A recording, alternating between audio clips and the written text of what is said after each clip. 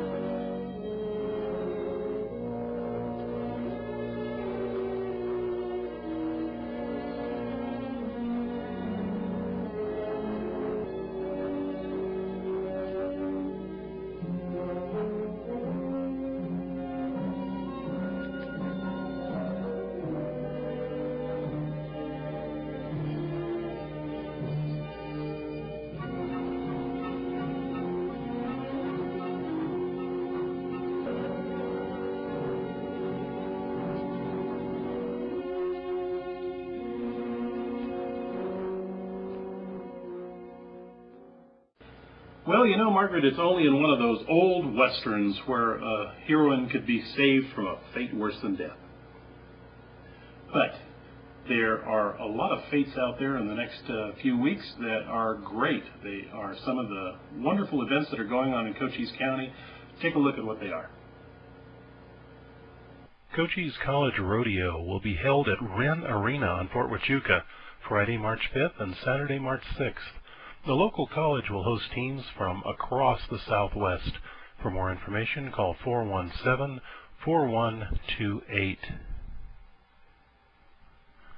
The 17th Annual Bisbee Arts Commission Benefit Art Auction is coming up Saturday, March 6th at the Convention and Visitor Center in Old Bisbee. Tickets are $10.